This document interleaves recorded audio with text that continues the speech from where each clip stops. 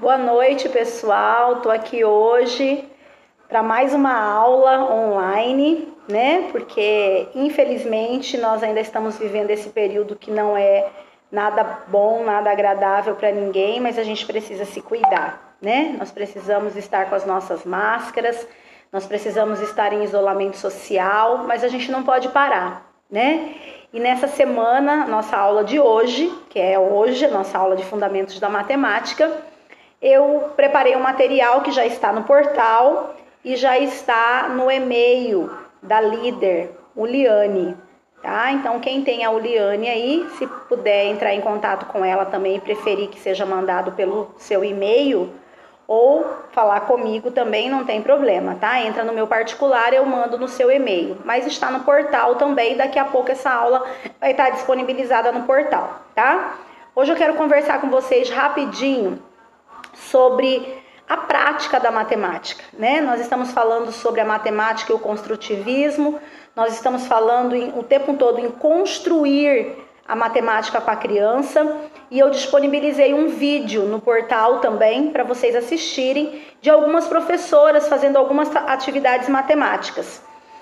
E aí nesse vídeo você vai conhecer também duas pessoas muito importantes na área da matemática, que vocês não podem deixar de ter esse nome escrito no seu caderno, que é a nipo-americana Constance Cami, né? Uma fofa ela, uma senhorazinha fofa, tá? Filha de pai japonês e a mãe é americana.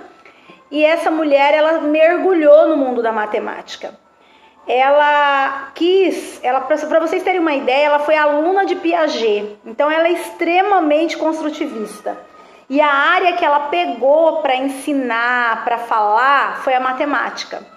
Então, assim, ela tem livros maravilhosos e um dos mais famosos é A Matemática e os Números, que é um livro dela, onde ela fala muito sobre a questão que a gente estudou nas aulas anteriores, dessa matemática construtiva, dessa matemática na prática, no concreto. E aí é um vídeo rapidinho de 8, 9 minutos, se não me engano, e no meio disso entra também o professor Ambrósio, tá? Que ele fala sobre a etnomatemática, que é outro assunto que eu vou tratar na aula de hoje, certo? Então não deixem de assistir o vídeo. Ele é um videozinho do YouTube, eu mandei o linkzinho, né? E já, ao mesmo tempo que você manda o link, já aparece lá o vídeo para vocês.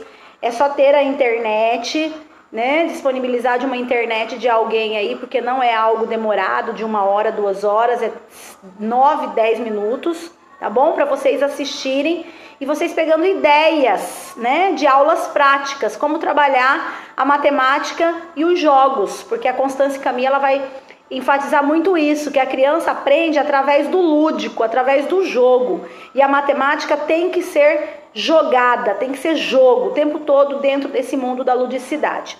E o texto que eu mandei para vocês é um texto que eu começo falando sobre conhecendo a Constance Cami, né?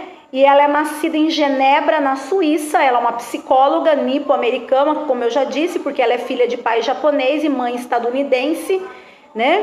Viveu no Japão até os 18 anos, transferindo-se depois para os Estados Unidos, onde em 1955 ela bacharelou-se em Sociologia. Mestre em Educação e doutora em Educação e Psicologia pela Universidade de Michigan, Estados Unidos. Foi aluna e colaboradora de Jean Piaget. Chique, né, gente? Aluna de Piaget. Tendo feito diversos cursos de pós-doutorado, não é mestrado, doutorado, é pós-doutorado, nas universidades de Genebra e Michigan, relacionados com a epistemologia genética e com as áreas educacionais pertinentes tanto à teoria piagetiana como de outros pesquisadores. Então ela não é qualquer uma, ela é simplesmente uma mulher pós-doutorada em epistemologia genética, em construtivismo e principalmente na área matemática.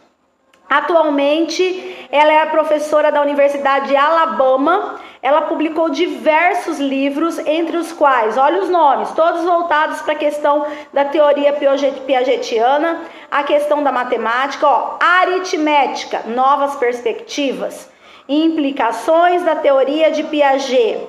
Conhecimento físico na educação.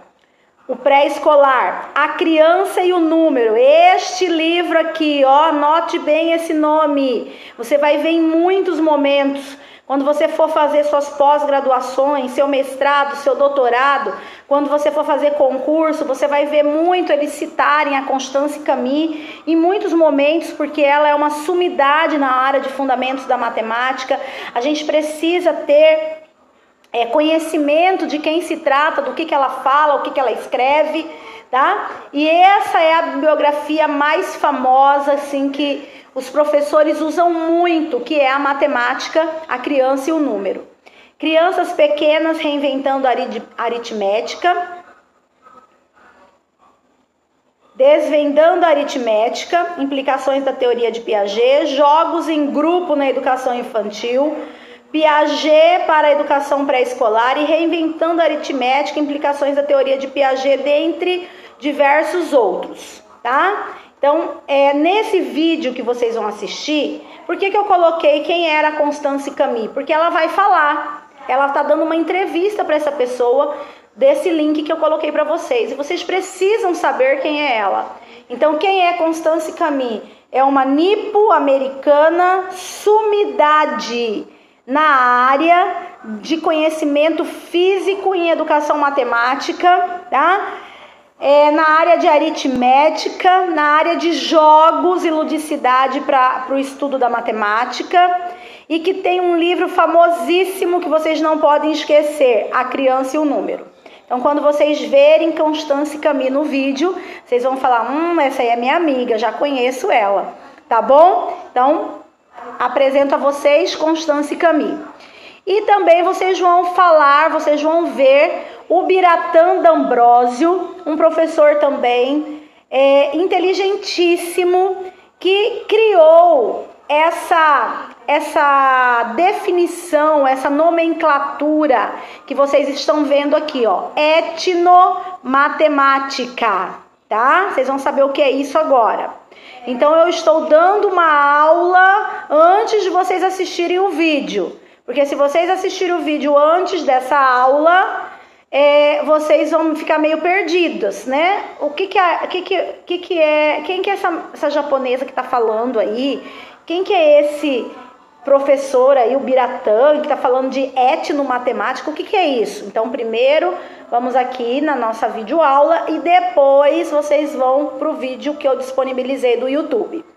Então, a etnomatemática, ela surgiu na década de 70, então ela é uma definição nova da matemática. Ela não é algo antigo, do tempo da pré-história, como a gente vem estudando, não.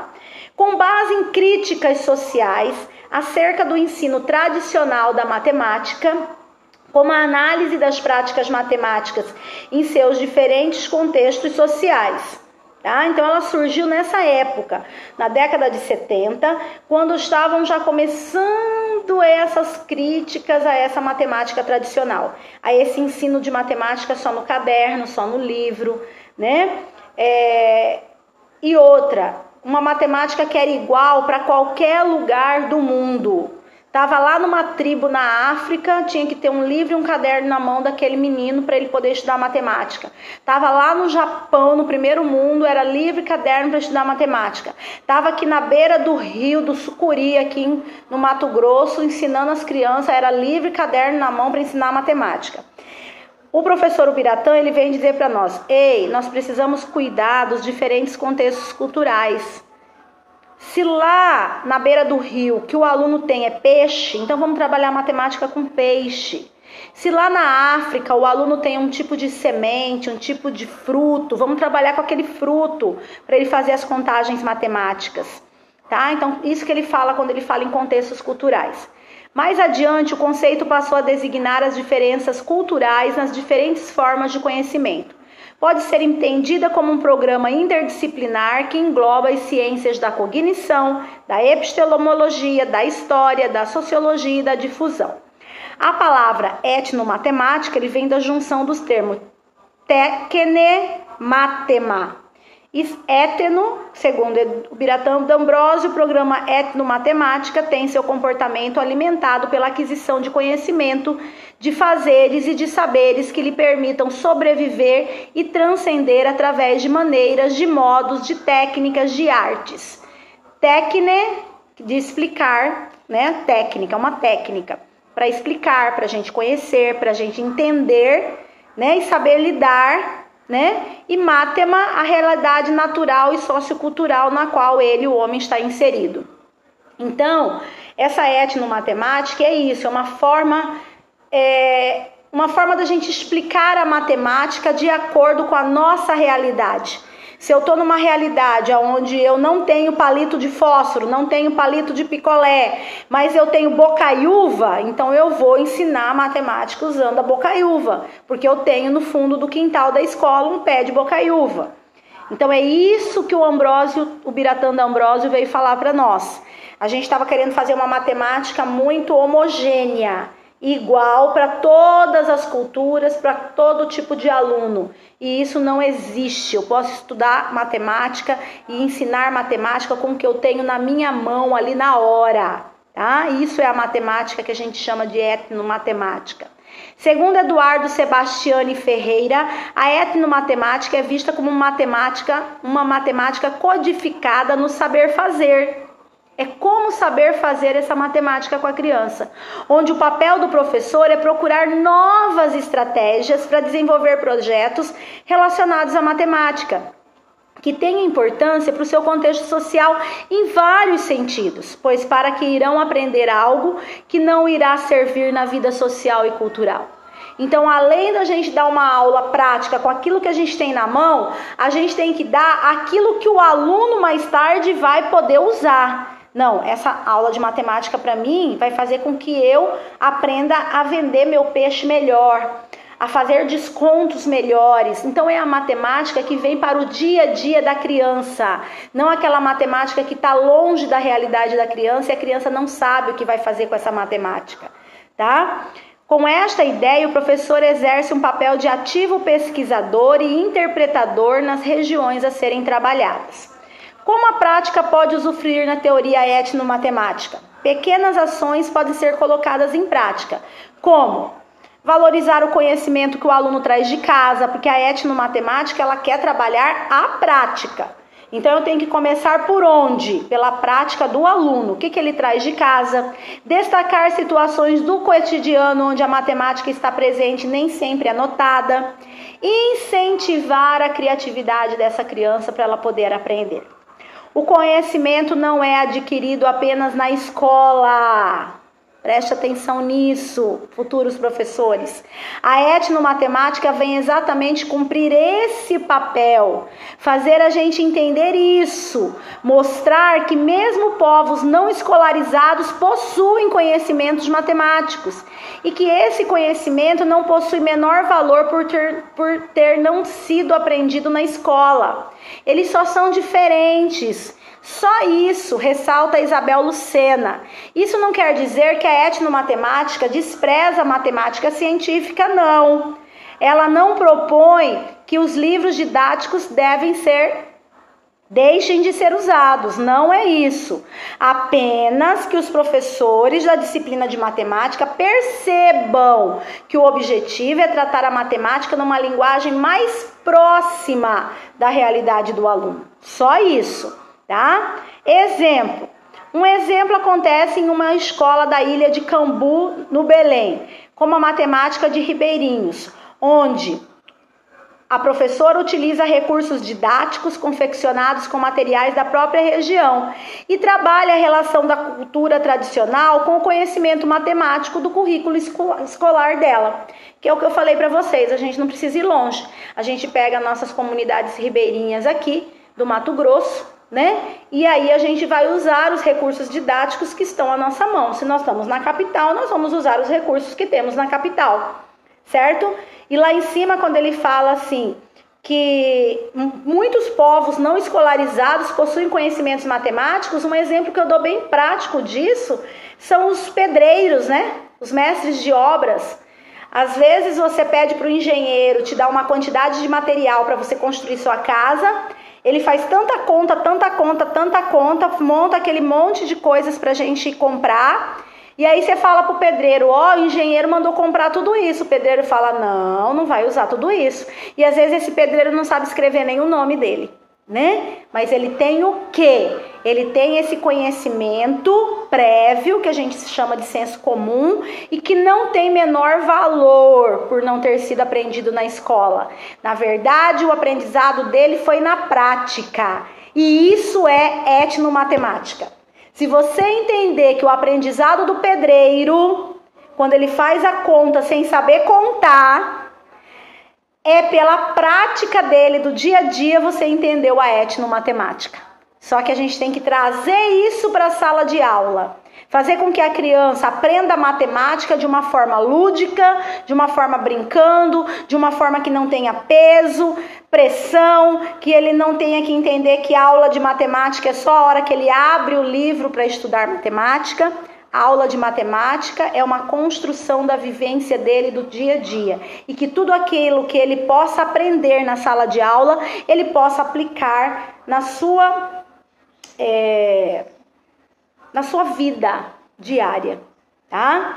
Então é isso, meus amados, né? Conclusão. Conclui-se que a etnomatemática, então, enaltece a matemática dos distintos grupos, né? Dá valor para a matemática daquele professor lá de Belém, do professor ribeirinho do Mato Grosso, do professor da Etiópia, do professor do Japão, tá? E recomenda uma enfatização maior dos conceitos matemáticos informais desenvolvidos pelos educandos através de seus conhecimentos, fora da conjuntura escolar, na vivência do seu cotidiano. Os povos, com suas diferentes culturas, têm múltiplas maneiras de trabalhar com o conceito matemático. A etnomatemática valoriza essas diferenças e afirma que toda a construção do conhecimento matemático é válida e está intimamente vinculada à tradição, à sociedade e à cultura de cada povo. Então é isso. O vídeo que vocês vão assistir, vocês vão conhecer a nipo-americana Constance Camille, sumidade na matemática e os jogos e as brincadeiras, e vai conhecer um pouquinho também do professor Ubiratã, que fala da etnomatemática, e agora você já sabe o que é a etnomatemática. Você não vai ficar tipo assim, ué, o que é isso, né? Etnomatemática que esse cara tá falando, nem sei o que é. Não, agora você já sabe. Você vai assistir um vídeo onde você vai saber o que estão falando para você, tá bom? E aí, juntamente com essas atividades, com esse texto, eu trouxe para vocês as atividades dessa semana. Qual que é a atividade? Você assistirá um pequeno vídeo onde algumas professoras darão exemplos de jogos matemáticos que incentivaram o aprendizado dos seus alunos. Durante o vídeo, você assistirá também a fala da professora Constance Camille e do professor Ubiratã D'Ambrosio. Diante do vídeo, você fará a seguinte atividade. Na verdade, são duas. Escolha um dos jogos apresentado por uma das professoras do vídeo e fale sobre ele. O nome da brincadeira que ela está fazendo, por que você gostou desse jogo e se você aplicaria com seus alunos na sala de aula e por quê. Então, você vai ver que vai ter uns 6 jogos, 6 professoras diferentes aplicando os jogos. Você vai assistir com atenção os jogos, vai escolher um, vai ver se tem o nome da professora embaixo, normalmente vem, aí você vai colocar no papel para mim, porque eu não quero nada por e-mail, vocês já sabem. Vocês vão acumulando os trabalhos, depois vocês vão me entregar tudo no retorno. No vídeo, né, da aula da professora Constance Camille, do professor Ubiratã D'Ambrosio, assisti a professora Paula, sei lá se tem Paula, não tô lembrada, aplicando o jogo do boliche. Eu gostei muito da brincadeira, porque eu percebi isso, e se eu estiver numa sala eu vou aplicar, porque com esse jogo eu posso trabalhar a soma, eu posso trabalhar a subtração, eu posso trabalhar o reconhecimento do número maior e menor. Você vai ver o que dá para trabalhar, até porque as professoras vão falar o que dá. Então você vai pegar a cola, né? Porque quem não cola não sai da escola, né? Vocês têm esse memezinho aí na boca. Então, nada se cria, tudo a gente copia. Então veja o que os professores estão falando e em cima da fala delas vocês fazem um registro para mim. E o segundo, você vai escrever pontos importantes ou frases que você achou importante na fala da professora Constance Camille e do professor Ubiratã D'Ambrosio. Então você vai colocar assim, pontos importantes. Constance Camille, 2 pontos. Aí você vai ouvir o que ela falou e vai copiar frases que ela falou durante a entrevista dela, tá? Não precisa ser muitas frases, umas 3, 4 frases, tá ótimo. E a mesma coisa, professor Ubiratã D'Ambrosio, 2 pontos. Copia frases que ele fala lá que você achou interessante. Não precisa me dizer o porquê, só registra a fala deles, tá bom? É isso que vocês vão fazer essa semana, né? Eu quero aproveitar esse finalzinho de aula para dizer para vocês que eu estou com muita saudade. Esse final de semana nós estaremos em Páscoa, né? Páscoa é renascimento, que nós possamos aproveitar essa oportunidade para renascer naquilo que o Senhor tem para nós, que a gente possa viver esses momentos com bastante paz e esperança no nosso coração e com bastante prudência também. Eu estou aqui na minha casa, eu espero que você esteja aí na sua casa o tempo que você pode estar, porque muitos precisam sair para trabalhar, né? Mas que você se cuide, porque quando tudo isso acabar, eu quero estar com todos vocês juntos. Abraço virtual, saudades de vocês, tamo junto.